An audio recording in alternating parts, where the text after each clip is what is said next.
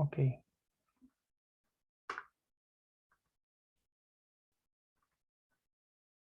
Supuestamente arreglé el problema de Zoom, así que deberíamos ahora poder... Ya. Sí, parece que sí se arregló. Ya, entonces vamos a empezar viendo algo que nos quedó pendiente de árboles y luego pasamos a ver ya nuestro siguiente tema de pilas y colas. ¿Ok? Están viendo ahí la pizarra, ¿cierto? Sí. Ya. Profe, ¿Sí? antes de empezar, el viernes, ¿hay algo para hacer o no? ¿Alguna tarea? ¿Alguna cosa así? Este viernes tenemos pregunta. Ya, muchas Sí, gracias. sí. El día viernes pasado también quedó publicada la tarea 4. ¿Ok? Entonces, siempre es así, ¿no? O sea, queda una tarea para 15 días y la semana en la que intermedia hay una pregunta. Entonces, esta semana toca pregunta. ¿Ok? El día viernes. Ya. Ok, entonces lo que vamos a ver ahora nosotros es una propiedad de los árboles que es interesante. Em, y la idea es cómo calculamos cuál es la relación que existe entre nodos internos y nodos externos de un árbol binario. ¿Ok? Ok, entonces, em, por ejemplo, miren, vamos a hacer este árbol. ¿Ok? Ese árbol contiene 3 nodos internos y va a contener 4 nodos externos. ¿Ok? Estos nodos de acá son los nodos externos. ¿Ok? Y todos los demás nodos son los nodos internos. Entonces, por ejemplo, si ustedes se pueden dar cuenta, en este ejemplo nosotros tenemos 3 nodos internos y tenemos 4 nodos externos. ¿Ok? Podemos también, por ejemplo, hacer cualquier otra gráfica de árbol. Por ejemplo, este es un árbol que tiene solo elementos hacia la derecha. ¿Sí? Y les pregunto, por ejemplo, en ese caso, ese árbol, ¿cuántos nodos internos tiene?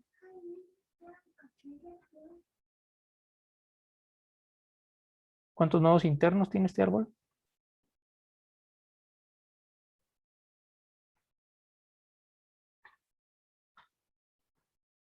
¿Sí? 4. 4 nodos internos. ¿Y cuántos nodos externos? 5. 5. ¿Ok? 5. ¿Sí? Uno podría dibujar en realidad cualquier nodo. De hecho, podemos ir a mirar alguno de los árboles que tenemos en nuestro apunte, ¿no? Por ejemplo, voy a buscar alguno por aquí. ¿Sí? Voy a buscar alguno que hayamos dibujado más arriba. Este, por ejemplo. ¿Sí? Este árbol también tiene 1, 2, 3, 4 nodos internos y la cantidad de nodos externos es 1, que es el que le falta al 10, 1, 2, 3, 4, 5. Es decir, 4 nodos internos, 5 nodos externos. ¿Sí? Se pueden dar cuenta ustedes que estamos viendo una relación, ¿no? Si yo represento, por ejemplo, como es n, la cantidad de nodos externos que tiene un árbol que tiene n nodos internos, entonces parece ser que esta es la relación que se cumple, ¿cierto? Voy a poner por acá la pizarra, perdón. ¿Sí? Si E sub n representa la cantidad de nodos externos que tiene un árbol que tiene n nodos internos, entonces la cantidad de nodos externos es n más 1. ¿De acuerdo? Ahora, sería interesante que nosotros podamos probar si realmente esto es cierto. Hemos extraído esta propiedad simplemente desde observar en diferentes ejemplos cómo se comporta la cantidad de nodos internos con la cantidad de nodos externos. ¿Ok?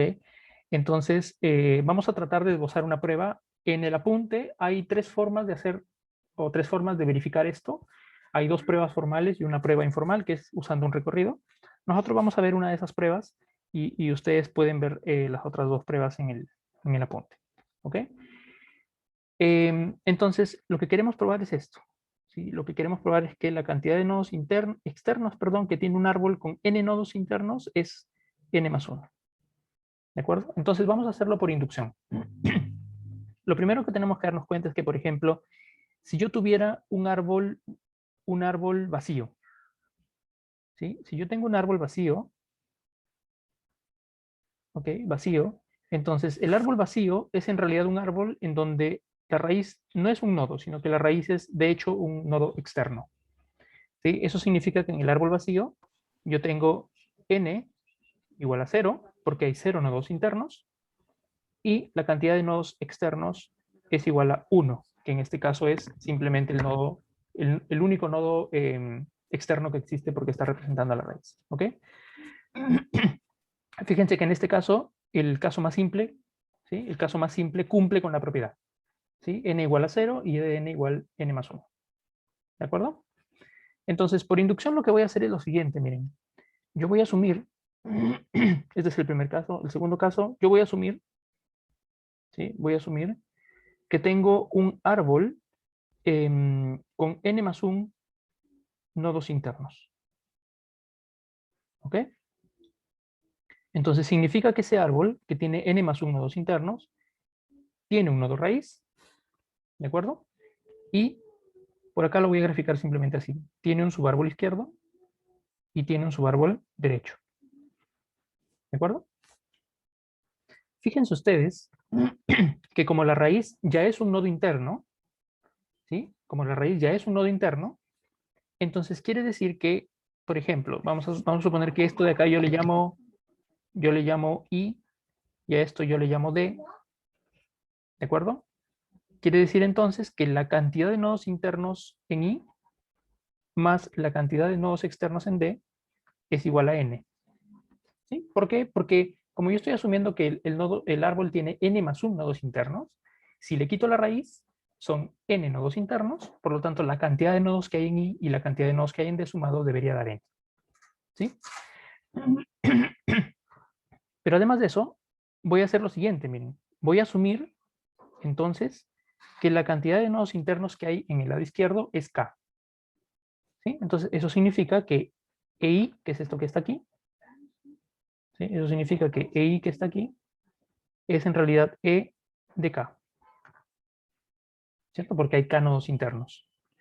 Más, pregunta, si ambos subárboles, izquierdo y derecho, suman N nodos internos, y el subárbol izquierdo quiero asumir que tiene K nodos internos, ¿cuántos nodos internos tendrá el subárbol de la derecha? N menos K. N menos K. Muy bien. N menos K. ¿De acuerdo?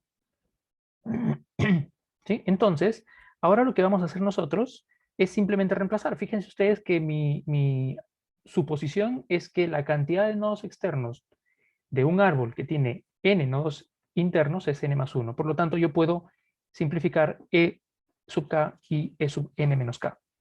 ¿Sí? Eso significa que E de k más E de n menos k, ¿ok? Va a ser igual a k más 1 por un lado, más n menos k más 1 por el otro. ¿Cierto?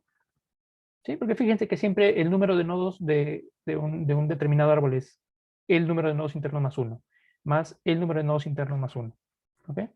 Si desarrollamos esto, nos damos cuenta que esto es k más 1 más n menos k más 1. K con k se van, y esto me da n más 2. ¿Sí? Por lo tanto, fíjense que acabamos de mostrar que e de n más 1 es e n más 2. ¿Ok? ¿Sí? ¿De acuerdo? Muchas de las propiedades también que uno ve en nodos en árboles binarios se pueden resolver o se pueden solucionar o verificar a través de pruebas de inducción. ¿Ya? Por ejemplo, en el apunte hay un ejercicio que se les deja como una pregunta, en realidad un ejercicio que se les deja como pendiente, que se puede probar por inducción, es este, ¿no? La relación entre el largo de caminos internos y externos. Uno tiene un nodo raíz y uno puede calcular la distancia que hay de un nodo raíz a cualquier nodo, ¿cierto? Entonces, si uno definiera como la sumatoria de todas las distancias de la raíz a cualquier nodo interno y sumamos todas las distancias de la raíz a cualquier nodo externo, hay una relación. La relación es que la suma de los caminos externos siempre es igual a la suma de los caminos internos más 2n. Por ejemplo, en este caso también se puede probar esta propiedad por inducción. ¿Ok? Por inducción. Entonces, en realidad esto queda como ejercicio eh, eh, algo similar, algo parecido. Vamos a proponer como pregunta este día viernes. ¿Ok? De hecho, es algo bastante más simple que esto de los caminos internos y externos. ¿Ya? ¿Ok? ¿Alguna pregunta hasta ahí con la demostración de la relación entre caminos internos y externos? Nodos, perdón, nodos internos, nodos externos.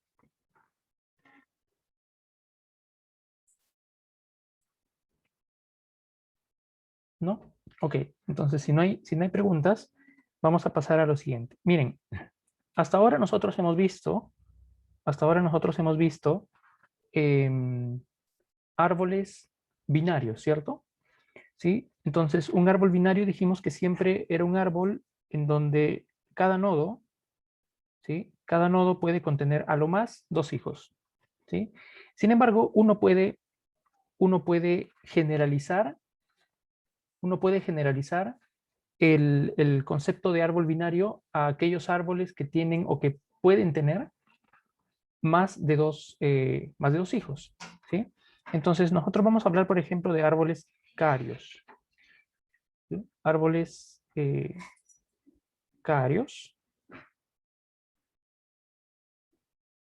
¿sí? Árboles carios, ¿ok? En donde igual la definición de un árbol cario es un árbol en donde un árbol, o cada nodo, puede tener a lo más k hijos, ¿ok? A lo más k hijos, y entonces, por ejemplo, uno podría representar un árbol ternario, ¿no? Un árbol ternario es un árbol en donde cada nodo puede tener a lo más 3 hijos, ¿ok? Y eso, por ejemplo, acá podríamos tener 3 nodos internos, un nodo interno, otro nodo externo y así, ¿ok? ¿De acuerdo? ¿Ok? Y de hecho uno puede generalizar esta definición a cualquier orden K, ¿sí? A cualquier orden K, ¿ok? ¿Sí? Entonces, por ejemplo, también es interesante poder medir algunas propiedades con respecto a los árboles carios, ¿no? Los árboles carios también tienen una relación entre nodos internos, nodos externos, eh, para cualquier valor de K, ¿no? Uno podría, de hecho, probar para árboles ternarios, árboles cuaternarios, este tipo de propiedades, ¿ok? Pero la idea es esa, ¿ya? La idea es esa, es que uno no necesariamente, bueno, y en aplicaciones de computación, no necesariamente uno tiene árboles que tienen siempre solamente 2 hijos, hay árboles que pueden tener más hijos, ¿no? Hay algunos árboles que se emplean, por ejemplo, en computación gráfica, en geometría, en donde cada nodo tiene 4 hijos. ¿Por qué? Porque representan una subdivisión de un espacio bidimensional. O hay árboles incluso octarios, ¿no? O lo que se le conoce como octris, ¿no? Donde cada nodo tiene 8 hijos, también representan subdivisiones de espacios para principalmente representar geometrías. ¿Ya? ¿Ok? ¿Sí?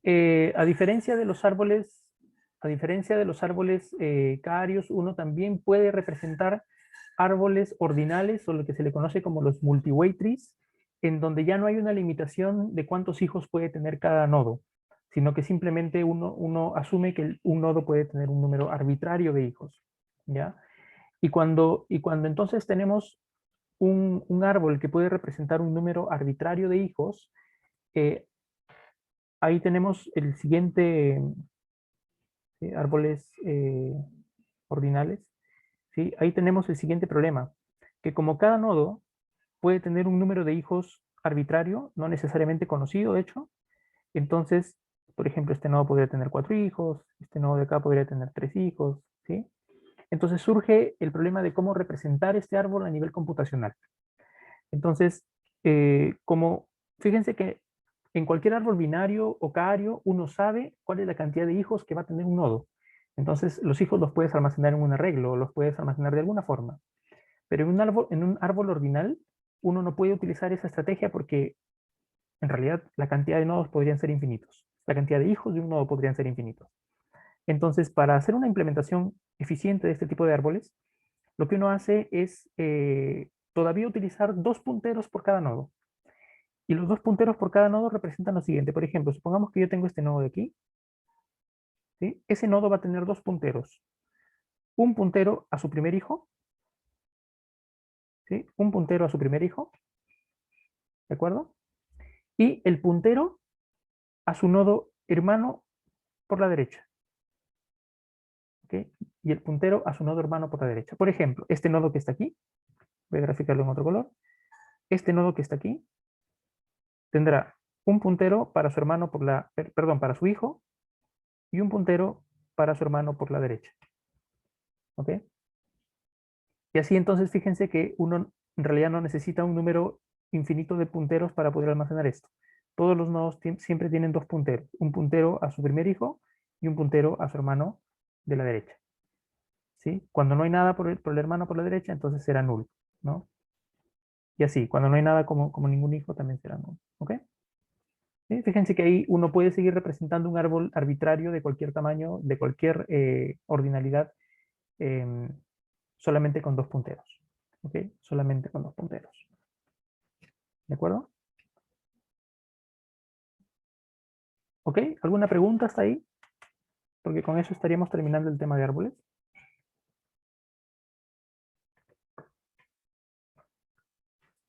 Sí, el puntero que apunta hacia la derecha estaría haciendo none, por ejemplo, en el rojo, en el primer nodo. Si no hay hermanos, entonces va hacia non, ¿no? Va hacia null. ¿Sí? ¿Y cómo hay una forma de saber cuál es el nodo que está más arriba? Como, no me acuerdo que no tenía eso. ¿Cómo así? Por ejemplo, entre el nodo que está marcado en rojo y el de la masa a la derecha, porque ambos marcarían none a la derecha, pero ambos tienen un hijo abajo. Claro, entre esos dos. Entre ese y el rojo. Entre este y el rojo. O sea, ¿cómo sabríamos si es hijo, te refieres? Claro. ¿Cómo sabríamos cuál nodo está más arriba? Em, ya, lo que pasa es que fíjate que fíjate que en cualquier árbol, como todos los enlaces siempre van de arriba hacia abajo, la única forma de saber si es que un nodo es, digamos, hijo o pertenece a una cierta rama es simplemente, o sea, durante el recorrido mantener que si este es el nodo actual original, como tú vas a recorrer luego los hijos, para recorrer los hijos vas al primer hijo y luego todos los hijos los tomas como una lista enlazada. Se fijan ustedes que en realidad es una lista enlazada de hijos, ¿sí? Es una lista enlazada de hijos, entonces todos los elementos de una misma lista enlazada tienen como padre el padre del primer elemento. Entiendo, entiendo. ¿Sí? Gracias. ¿Ok? Entonces ahí, claro, lo que pasa es que va a cambiar un poco la lógica de los algoritmos si uno implementa cosas como estas, ¿no? Pero no es tampoco tan diferente a como lo viene haciendo uno con un árbol binario, ¿no? Solamente sí tener en cuenta que aquí es como ya es casi una combinación de una representación entre árboles y listas, porque en cada nivel, ¿sí? En cada nivel los elementos están almacenados como una lista, ¿no? Fíjense que este elemento es el primero, la cabeza de la lista, el siguiente está aquí, siguiente aquí y después null, ¿no? Si quieres ir hacia abajo, tienes que ir por el otro puntero, no el de la lista, sino el otro puntero y vas hacia abajo, ¿ok? Ok, ok, bien. Entonces, con eso hemos terminado nuestro tema de árboles. ¿Sí? Con eso hemos terminado nuestro tema de árboles. Y ahora vamos a pasar a ver nuestras estructuras de datos. Estas serán las estructuras de datos elementales. Vamos a pasar a ver unas estructuras ahora de datos, estructuras de datos que son o tienen un nivel más de abstracción. ¿Ya? Y vamos a empezar eh, nuestra incursión por estas nuevas estructuras de datos con una estructura de datos que es muy simple en funcionamiento, pero es a la vez también muy práctica. ¿Sí? Vamos a hablar acerca de la pila. ¿Ok? En palabras simples, una pila es una colección, ¿sí? Es una colección de elementos, ¿ok? Pero en donde yo puedo tener solamente, o puedo implementar tres operaciones básicas, ¿ya? Tres operaciones básicas. Las operaciones básicas de la pila las vamos a llamar push, le vamos a llamar pop y le vamos a llamar isEmpty. Aquí se me llama isEmpty, ¿ok? ¿Qué significan estas tres operaciones? La operación push lo que hace es colocar un elemento, por ejemplo, supongamos que yo quiero hacer push de un elemento X en una determinada colección, ¿sí? La operación push lo que hace es poner el elemento en el tope de la pila. Yo siempre le voy a llamar al último elemento insertado, ¿sí? A ese último elemento insertado le voy a llamar el tope, ¿ok? Entonces, cuando yo hago push, la idea es que el elemento se va a colocar en donde está el tope, ¿de acuerdo? Pueden haber más elementos antes, pero el elemento nuevo va a ir al tope, ¿sí? Esa es la operación push. La operación pop es la operación en la que yo quito un elemento de la pila. Y cuando quito un elemento de la pila, el único elemento que puedo quitar de la pila es el tope, ¿sí? Entonces, si este elemento yo lo quito, eso es pop, ¿ok? Significa sacar el elemento de la pila, el último insertado, ¿ok? Y la operación isEmpty es simplemente una operación que me permite chequear si la pila contiene o no contiene elementos. En este caso, por ejemplo, si el tope obviamente es o señala al elemento vacío, entonces yo diré que la pila es vacía. ¿Ok? Entonces tenemos, Profe, ¿sí? ¿podría repetir lo que es isEmpty que no entendí? Ya. Como que se Eh, cortó. ya, ok, miren. Lo que necesito primero que quede claro es lo siguiente. Tengo una colección de elementos, ¿sí? Tengo una colección de elementos. Si yo inserto un elemento en esta colección, siempre lo hago por el lugar que yo reconozco como tope, ¿ok? Es decir, siempre por, en este caso, por encima, por ejemplo, ¿ya? Eso hace push. Cuando yo hago pop, significa sacar el elemento del tope, o podría ser como eliminar, ¿sí? Sacar el elemento del tope, nada más, ¿sí? Y por último, la última operación es isEmpty, que simplemente chequea o verifica que la pila contenga o no elementos. Es decir, isEmpty va a retornar, ¿sí? isEmpty va a retornar verdadero, ¿ok? Va a retornar verdadero si la pila está vacía. ¿Qué significa que la pila esté vacía? Significa que no hay nada en el tope, ¿no? Y va a retornar falso si la pila no está vacía, nada más. ¿Sí? ¿Ok? Entonces, esas tres simples operaciones, ¿sí? Esas tres simples operaciones nos permiten crear una estructura de datos que es muy potente. ¿Sí? Vamos a ver que tiene un montón de aplicaciones. ¿Ok? Entonces recuerden, ¿sí? Tengo una colección, push hace que los elementos ingresen por un extremo de esa colección, a la cual le llamo tope, ¿sí? Pop hace que solamente salga el elemento del tope, no puede salir ningún otro elemento de abajo, ¿de acuerdo? O sea, cuando yo hago pop, ¿sí? Cuando yo hago pop, ninguno de estos elementos podría salir. Siempre va a tener que salir el que está arriba, el que está en el tope, ¿de acuerdo? Y la función que verifica si la pila está vacía o no, que simplemente se llama isEmpty. ¿De acuerdo? Entonces, fíjense, es una estructura de datos que tiene un comportamiento abstracto. Yo podría representarlo, de hecho, y podría implementarlo de cualquier forma, ¿sí? Nosotros vamos a ver, ¿sí? Nosotros vamos a ver tres formas de cómo implementar esta pila, ¿ya? Tres formas de cómo implementarla, tres implementaciones, en realidad, ¿sí? Y las vamos a ver como listas de Python, ¿sí? Ahora les muestro ¿sí? En el apunte, ¿ok? Listas de Python, como arreglos, y por último como listas enlazadas. Cada una tiene sus pros y sus contras, ¿ok? ¿De acuerdo? Entonces, por ejemplo, vamos a ver cómo implementamos una pila con listas de Python. Vamos a ir por acá, voy a conectar el notebook.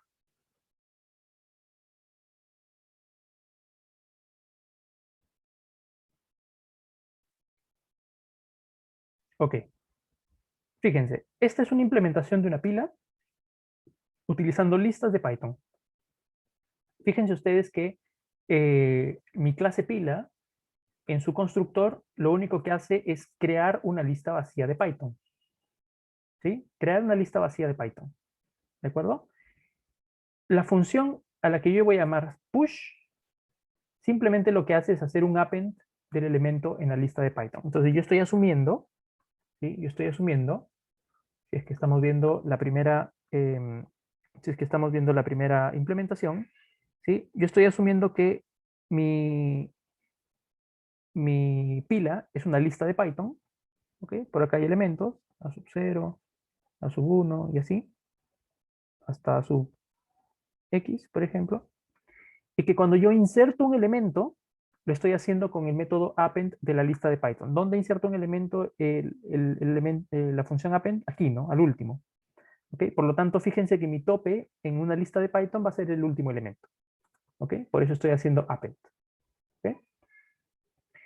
Fíjense que también, si yo quiero hacer pop de mi pila, lo primero que tengo que hacer, obviamente, es asegurarme que hayan elementos en la pila, porque si no hay elementos, yo no puedo hacer pop.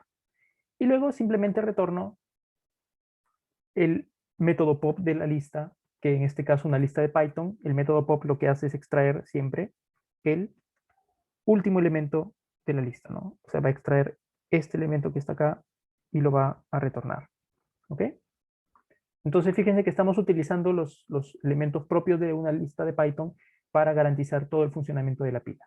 La función isEmpty simplemente va a verificar y va a retornar un booleano diciéndome verdadero si es que la lista es vacía, falso si es que no es vacía. ¿De acuerdo? Así de simple. ¿Ok? Entonces, fíjense, estamos aprovechando eh, las listas de Python para crear una pila. Aquí estamos haciendo, por ejemplo, estamos creando una pila, estoy haciendo push 10, push 20, luego hago un pop, significa que estoy sacando el último elemento que ingresó, que es el 20, luego hago un push de 30, y luego hago dos pop porque tengo dos elementos en la pila. ¿Sí? Entonces, lo que voy a tener es eso. ¿De acuerdo? ¿Sí? ¿Se comprendió la idea de cómo implementar una pila con listas de Python?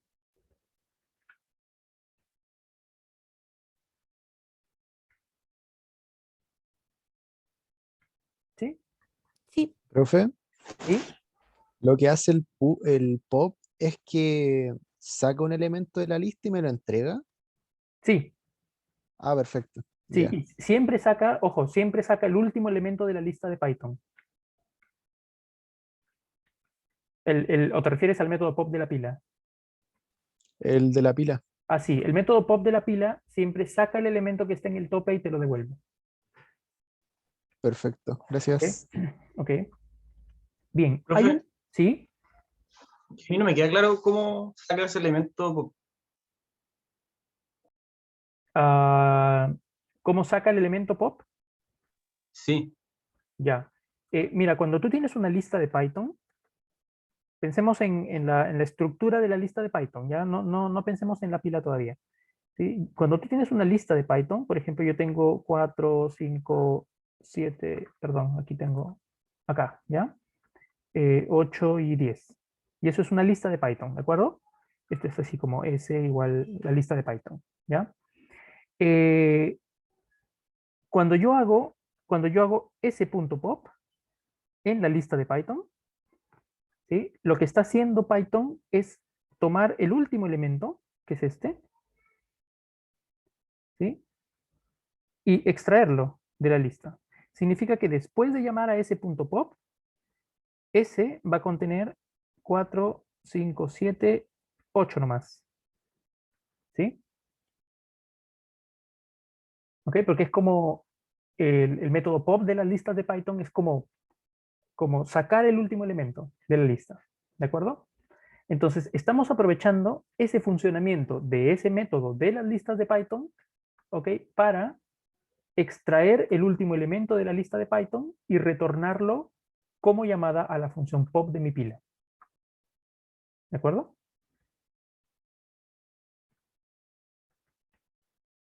¿Sí?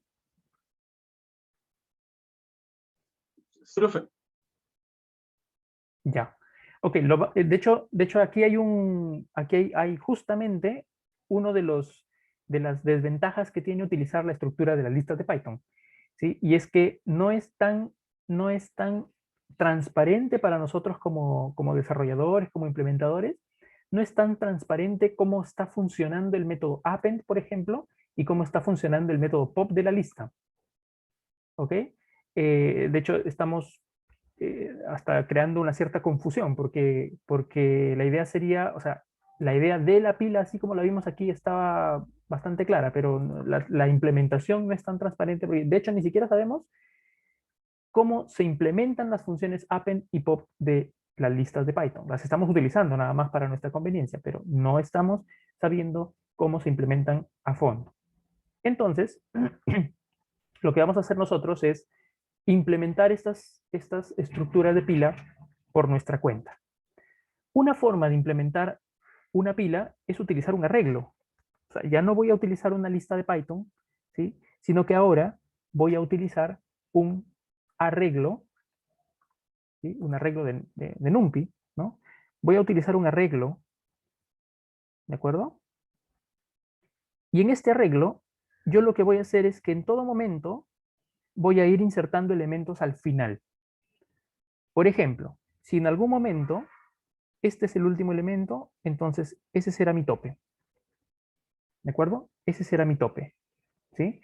Cuando yo quiero agregar un nuevo elemento a través de push, entonces simplemente lo que tengo que hacer es, ¿sí?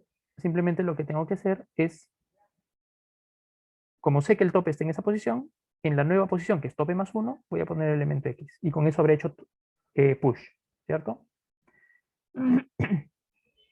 Fíjense que pop, ¿sí? Pop es de hecho incluso hasta más simple. Porque si yo tengo el tope, por ejemplo, en esta posición actual, la amarilla, si yo quiero hacer pop, devuelvo el elemento del tope y luego simplemente lo que hago es decrementar la variable tope, porque la variable tope siempre va a estar puesta en el lugar en donde es el tope. ¿Sí? Y obviamente si quiero saber si el arreglo está vacío, es fácil, ¿no? Si quiero saber si el arreglo está vacío, voy a verificar que tope sea menor que 0 y entonces estaré listo con la implementación. Fíjense cómo vamos a implementar, ¿sí? Cómo vamos a implementar nuestra pila utilizando un arreglo de NumPy. Lo primero que vamos a hacer, obviamente, cuando tengo un arreglo, es definir el tamaño máximo del arreglo, pero yo no puedo tener un arreglo infinito, ¿sí? Entonces, voy a definir una variable que va a definir un tamaño máximo del arreglo, en este caso 100. Quiere decir que mi pila no va a poder contener más de 100 elementos. Y luego lo que hago es que la pila en sí es un arreglo es un arreglo de elementos, NumPy. ¿Okay? Es un arreglo de elementos NumPy. Fíjense ustedes que también voy a almacenar, ¿sí? Una variable n, en donde esa variable n siempre va a estar almacenando cuál es el tope de la pila. En el primer caso siempre 0. ¿Por qué? Porque significa que no hay elementos en la pila. ¿Ok? Cuando yo quiero hacer push, ¿sí? Cuando yo quiero hacer push, fíjense que tenemos esto, ¿sí? Voy a ponerlo aquí en la pizarra, ¿sí? Para que se den cuenta.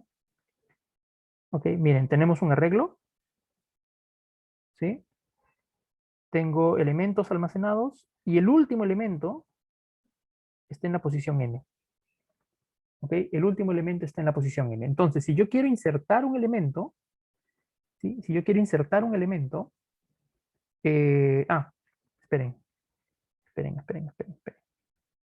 Fíjense lo siguiente, ¿sí? Acá hay una invariante que tenemos que tener en cuenta. N siempre es el número de elementos, ¿ya? El número de elementos en la pila. ¿De acuerdo? N siempre es el número de elementos en la pila. Entonces, fíjense ustedes que si la pila contiene 3 elementos, entonces n es igual a 3. ¿Sí? n es igual a 3, y por lo tanto n siempre está apuntando a la primera posición disponible, ¿sí? A la primera posición disponible en donde uno puede poner un elemento. ¿De acuerdo? Entonces, si yo quiero insertar un elemento X, lo que voy a hacer es insertarlo en la posición n. Por eso ahí tenemos nosotros que dice self.s en la posición n igual a X. ¿Sí? Fíjense, eso es lo que está aquí. Self en la posición n igual a X. ¿De acuerdo? ¿Cómo digo a la pila que aumente su tope? Haciendo un self de n más 1. ¿Sí? Self de n más 1. ¿De acuerdo? Entonces insertamos un elemento en el arreglo y aumento la posición, aumento el número de elementos una posición en adelante. Ok, cuando estamos implementando sobre esto de los arreglos, siempre hay que tener en cuenta lo siguiente, ¿no? Yo tengo que verificar que la posición en donde estoy insertando un elemento sea una posición que está dentro del máximo posible que nosotros tenemos en el arreglo. ¿Sí? Entonces, ese es el assert que está aquí, ¿no? Yo no puedo insertar un elemento, por ejemplo, más allá de la posición max n-1. ¿De acuerdo? Ok, y lo mismo sucede con pop, ¿no? Con pop, fíjense que si, si, si el número de elementos es igual a 0, entonces no hay cómo hacer pop, ¿sí? No hay forma de hacer pop. Entonces hago un assert que me verifique que siempre tengo elementos o n mayor a 0, ¿sí? Y fíjense que la forma más simple de hacer pop es con simplemente decrementando el contador en 1, ¿sí? Porque significa que voy a decrementar la posición de la variable n que me está almacenando el valor en donde está el tope. ¿Ok? Y después retorno el valor que está en la posición actual. ¿De acuerdo?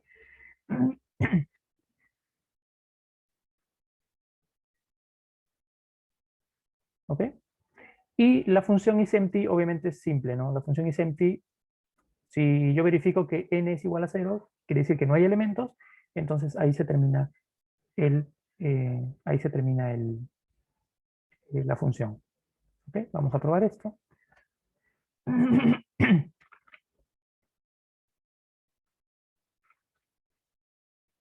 ¿Ok?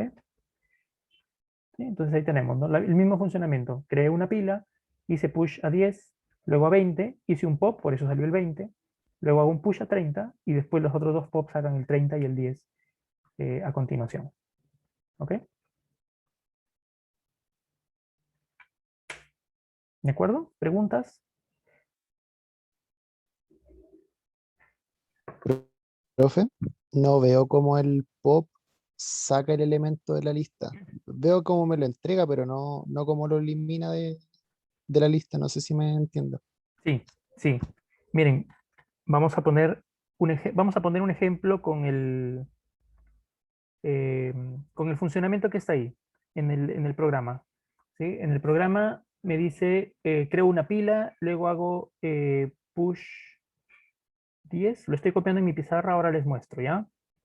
Luego hago push 20, luego hago un pop, luego hago un push 30, y luego hago pop y pop. Ahora les muestro la pizarra, ¿ya? Un ratito. Pop, ya. Estaba copiando el orden de operaciones que teníamos en el programa, ¿sí? Tenemos ese orden de operaciones, ¿de acuerdo? Fíjense, vamos a hacer como una prueba de escritorio de qué es lo que está pasando con nuestro arreglo, ¿ya? Ojo, inicialmente el valor de n está aquí. N igual a 0, ¿de acuerdo? ¿Sí? Entonces, nuestro primer push, lo voy a marcar en otro color, ¿sí? Nuestra primera operación, push 10, lo que hace es colocar el 10 en la posición del n y aumentar el número n. ¿De acuerdo? Estamos aumentando este n en 1. De manera que ahora n está aquí. ¿Sí? Con eso hicimos el push. ¿De acuerdo? Con eso hicimos el push. Luego viene la segunda operación. La segunda operación es un push 20. El push lo que hace siempre es colocar un elemento en donde está el n, ¿sí? E incrementar ¿sí? E incrementar el valor de n en 1, ¿no? Va a estar acá ahora el n igual a 2. ¿Sí? Luego hacemos un pop. Miren lo que pasa cuando hacemos el pop.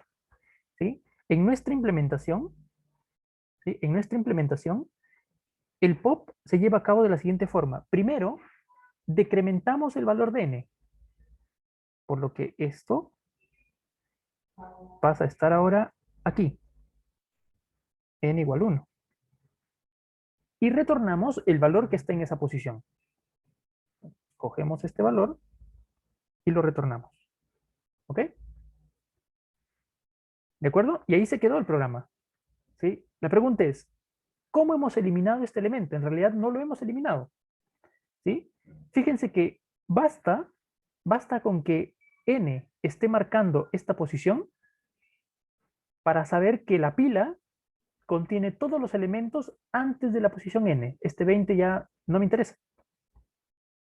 Fíjense qué pasa cuando yo hago, porque aquí hicimos pop, ¿no? Hicimos pop. Ahora, fíjense qué es lo que pasa cuando yo hago push 30. ¿Sí? Cuando yo hago push 30, la operación push pone el elemento en donde está el n. ¿Qué significa? Significa que voy a sobreescribir este 20 para colocar el 30. Y aumentar el valor de n en 1, porque hicimos push. Aumenta el valor de n a esta posición en n igual 2. ¿Sí? Luego hacemos una operación pop más. Esa operación pop, primero, ¿sí? Primero lo que vamos a hacer es decrementar n. Ok, voy a borrar todo esto. Vamos a decrementar n, por lo tanto n va a estar aquí, n igual a 1, y vamos a sacar ese elemento para retornarlo. Tomamos el elemento que está aquí, el 30, y lo sacamos para retornarlo. ¿Sí? Fíjense qué es lo que hacemos en la siguiente operación. La siguiente operación es pop.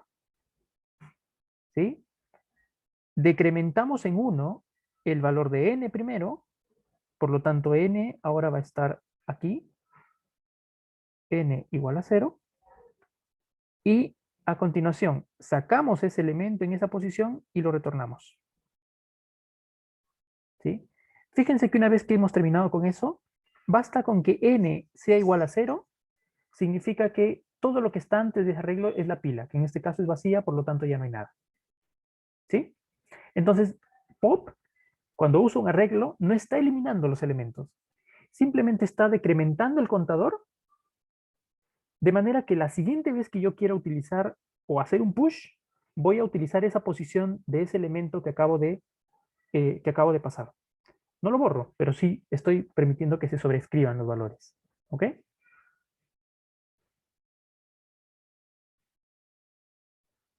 ¿Sí? ¿De acuerdo? ¿Alguna pregunta?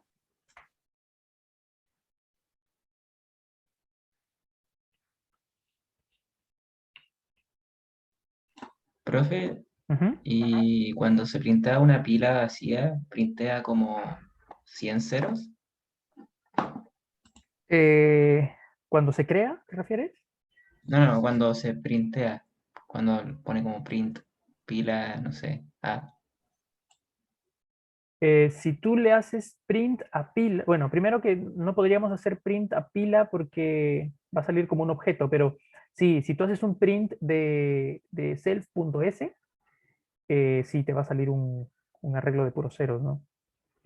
¿Ya? Pero fíjense que la estructura en sí, no solamente está contenida por el S, ¿no? Sí, la estructura es el S además del N. Entonces, el N le está dando significado a lo que tú estás almacenando en el arreglo. ¿De acuerdo? Entonces, yo, por ejemplo, sugeriría que si uno va a implementar un método de imprimir pila, en este caso, que está siendo almacenado como un arreglo, yo lo que haría es solo imprimir aquellos valores que están hasta N, ¿no? claro, claro. ¿Sí? Porque no tendría sentido imprimir todo el arreglo porque va a imprimir ceros ahí que no tiene ningún sentido. Pasado n, fíjense que pasado el valor de n, los elementos de la pila no tienen sentido. ¿Ya?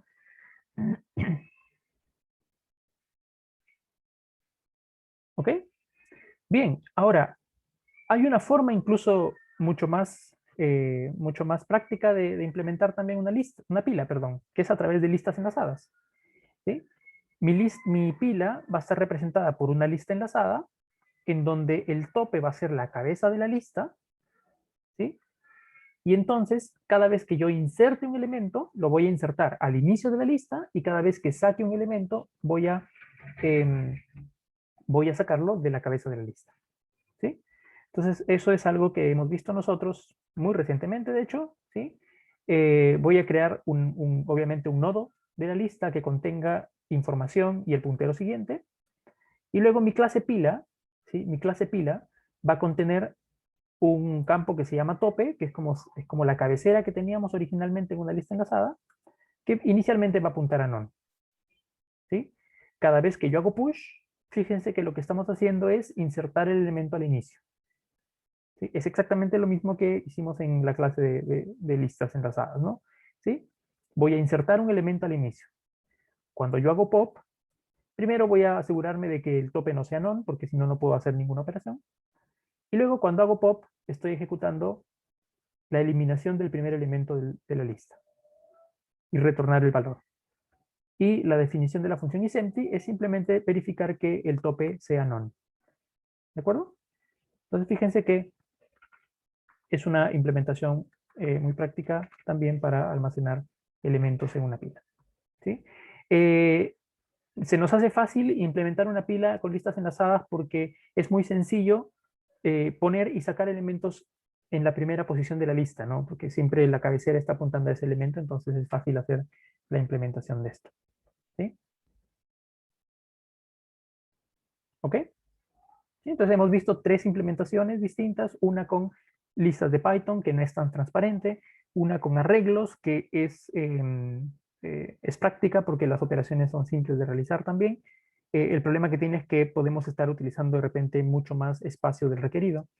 Y la implementación de listas enlazadas, que obviamente tiene la ventaja de que solamente utilizo el espacio requerido para utilizar los elementos de la pila. ¿Ok? Y aquí en esta implementación efectivamente se hace la eliminación de un elemento cuando hago pop, ¿no? Basta con que yo elimine el nodo del inicio, una vez que yo lo elimino, simplemente ese elemento se descarta de la memoria, ¿ya?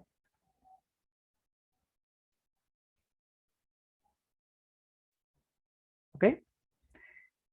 Miren, hay una implementación, hay un ejercicio bonito aquí que se los voy a explicar y luego vamos a ver la implementación que está más abajo.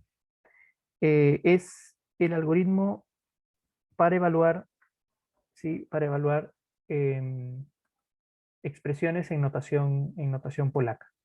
¿Ya? Voy a colocar por aquí el ejemplo. 2, 3, más 9, 4, 2, entre, menos, por. ¿Okay? Esta es una notación, ¿sí? Ya habíamos dicho que es una notación polaca, ¿cierto? Lo habíamos visto cuando representábamos los árboles de expresiones aritméticas en la clase pasada. Y habíamos dicho lo siguiente, ¿no? Habíamos dicho que este árbol representa una expresión que siempre toma en cuenta lo siguiente, ¿no? Cada dos operandos, ¿no? Dos operandos, operador, cuando yo encuentro un operador, ese operador opera los dos operandos anteriores, ¿sí? Entonces vamos a ver una forma de cómo esto se puede resolver, o sea, cómo puedo evaluar una fórmula de este tipo utilizando una pila. Fíjense, vamos a hacer el ejercicio de esta forma. Voy a crear una pila así, ¿ok? Y voy a hacer un algoritmo que vaya recorriendo la expresión, carácter por carácter, porque esto va a ser una cadena, ¿cierto? ¿Sí? Voy a recorrer carácter por carácter y voy a hacer lo siguiente. Cuando me encuentro con un operando, voy a hacerle un push a la pila.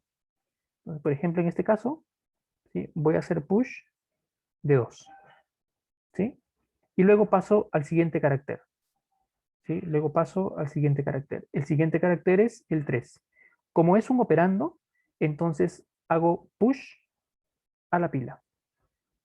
¿Ok? Y luego paso al siguiente carácter. El siguiente carácter es un operador. Como es un operador, Entonces lo que voy a hacer es lo siguiente. Voy a ir a la pila y voy a sacar los dos elementos que están en el tope de la pila y los voy a operar con este operador. Y el resultado lo voy a volver a almacenar en la pila. Entonces, voy a tener que hacer dos pops, un pop para este elemento y un pop para este elemento, 3 y 2.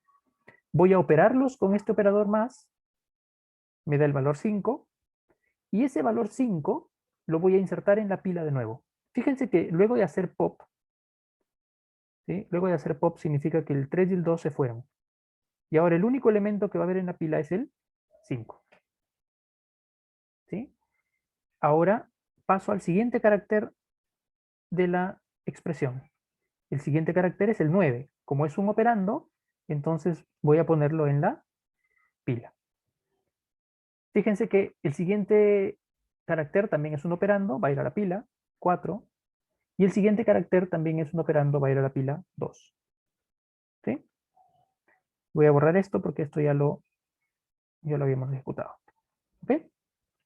Ahora, ¿sí? Nuestro recorrido está por aquí. ¿Sí? Miren, nos encontramos con un operador. Voy a sacar los dos elementos de la pila. ¿Sí? Voy a sacar los dos elementos de la pila y los voy a operar con este operador. ¿Sí? O sea, voy a hacer pop. ¿Sí? Voy a hacer pop de 2 y voy a hacer pop de 4. ¿Sí? Según el orden como los ingresé, en realidad esta operación es 4 entre 2. ¿Ya? ¿Qué es igual a cuánto? 4 entre 2 es 2. Y cada vez que genero un nuevo resultado, lo tengo que poner en la pila. O sea, voy a sacar el 2, voy a sacar el 4, y el nuevo elemento ahora es el 2. ¿De acuerdo? Luego voy a pasar una posición más, ¿sí? Voy a pasar una posición más en mi expresión. Ahora viene el menos. ¿Sí? Ahora viene el menos. ¿De acuerdo? Cuando encuentro el menos, voy a hacer exactamente lo mismo. Voy a hacer pop. ¿Sí? Voy a hacer pop de los dos elementos que están en la cabeza, que en este caso es este, 2, y este, que es 9, y le voy a aplicar la resta. 9 menos 2, ¿sí? Porque siempre es el que está más abajo menos el que está más arriba. ¿Ok? 9 menos 2 igual a 7. ¿Ok? Como había hecho pop, entonces el 2 ya no está, el 9 ya no está. ¿Ok? ¿A quién voy a hacer push ahora es al 7? ¿Ok? Por último, mi expresión va a llegar hasta el final, hasta aquí, y cuando llego a este operador, voy a sacar los dos únicos valores que existen en la pila, que en este caso es el 5 y el 7. Un instante para borrar esto. Ok, que en este caso es el 5 y el 7. Ok, y los voy a operar con ese operador que es el por. Igual a 35, y por lo tanto, después de haber hecho el pop, 7 se fue, 5 se fue, y el único valor que va a quedar aquí es el 35. ¿De acuerdo? Fíjense, terminé de consumir toda la cadena porque ya no quedan más símbolos y la pila se quedó con un solo elemento. El único elemento con el que se quedó la pila es el número que corresponde con la evaluación de toda la expresión. ¿Ok? ¿Sí? ¿Se fijaron el algoritmo? Recorro la expresión. Cuando encuentro un operando, lo apilo. Le hago push. Cuando encuentro un operador, saco dos elementos de la pila, los opero y guardo el resultado. ¿Sí? Con ese algoritmo estamos nosotros listos para implementar un evaluador de este tipo. ¿Sí? Miren, esta es la implementación. ¿Sí? Fíjense ustedes, ¿sí? Es una función en donde yo le envío una fórmula en notación polaca, voy a crear adentro una pila, y lo que voy a hacer adentro es, voy a recorrer, si yo tengo una fórmula que es una cadena, el método split lo que hace es crearme una lista con cada uno de los caracteres. ¿Ya? Crearme una lista con cada uno de los caracteres, por eso es que le hago fórmula.split, estoy separando cada carácter en una lista y devolviéndolo dentro de este for para que vaya recorriendo uno a uno los caracteres. Si el carácter X es numérico, con ayuda de esta función isNumeric del tipo char, para datos char, ¿sí? Lo pongo en la pila. ¿sí? Si el dato es numérico, lo pongo en la pila y no hago nada más. En caso contrario, como no es numérico, se supone que tiene que ser un operador. Entonces lo que hago es hacer dos pops, fíjense, dos pops, valor U y B, y ahora tengo que saber si el carácter que estoy evaluando es un más, calculo la suma. En caso contrario, si es menos, calculo la resta. En caso contrario, si es multiplicación, calculo la multiplicación. En caso contrario, es la división, calculo la división. En caso contrario, puede ser que haya algún operador que no es conocido, por lo tanto, simplemente termino la función con un mensaje de tipo error. ¿Ya? Una vez que se operó esa operación, hago un push con W, que es el resultado. Fíjense que esto está dentro del for, por lo tanto, esto se está repitiendo todo el tiempo. Si todo estuvo bien, al finalizar, el único valor en la pila es el elemento de la evaluación completa que lo retorno a través de pop. ¿Ok? Entonces, fíjense, vamos a correr esta expresión, evaluación polaca. ¿Sí? Vamos a correr esto. ¿Sí? Yo puedo poner acá, por ejemplo, una expresión en notación polaca. Yo puedo colocar, por ejemplo, 2, 4 más. ¿Ok?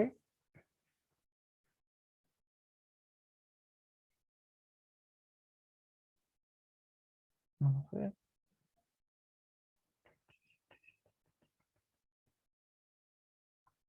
Ujú, ujú, ujú. Ah, ok, era con espacios esto. Es así. 2, espacio 4 más. Ok, resultado 6. ¿Sí? Entonces ahí tenemos, sí, había que escribir el resultado con espacios para que fórmula.split divida cada uno de los elementos eh, a través de los espacios. ¿Sí? Ahí está el resultado, ¿no? Resultado igual a 6. ¿Sí?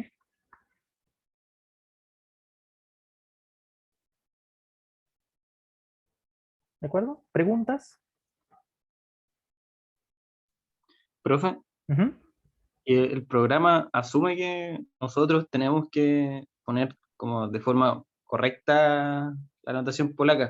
Me Sí, refiero, como, por ejemplo, si, porque puede llegar un momento en que la función retorne, haga dos pop y en realidad puede haber solamente un puro elemento y ya en el segundo pop entregue, bueno, entrega cualquier cuestión ya. menos un Sí, número, porque en el fondo quedaría como fuera sí, de sí, la lista. claro, claro. Figúrate que la condición es que haya una fórmula una fórmula bien escrita, ¿no? Si yo, por ejemplo, empiezo colocando solo esto, por ejemplo, 2 más, ¿sí? Claramente esa fórmula es incorrecta, porque no opera nada, ¿cierto? El más no puede operar dos operandos porque no hay dos operandos. Entonces, fíjate que aquí lo que va a pasar es que voy a meter este 2 a la pila con push, y cuando encuentre el más no va a haber dos elementos para sacar. ¿Sí? Entonces, sí, la condición es que la fórmula polaca esté bien escrita. Ojo que la función no hace chequeo, ¿sí? La función no chequea que la fórmula esté bien. La función asume que la fórmula está bien y la opera. ¿Ya?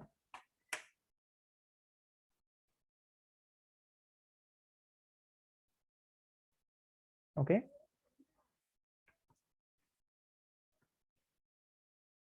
Ok, bien, creo que nos vamos a quedar ahí. La siguiente clase vamos a continuar con una aplicación bien interesante que es cómo hacer recorridos en árboles también. Y pasamos a ver colas, que es en realidad eh, una estructura bastante similar a la pila, solo que hay solo un cambio en el que hacemos para que funcione diferente, pero tiene aplicaciones interesantes.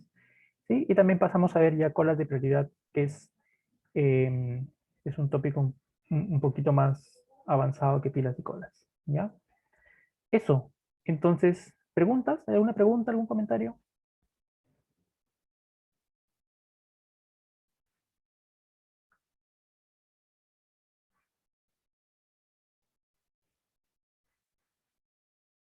Parece que no. Ok, entonces, si no hay preguntas, comentarios, nos vamos a quedar ahí. Gracias por venir a la clase y no se olviden, hoy sale el ejercicio de esta semana.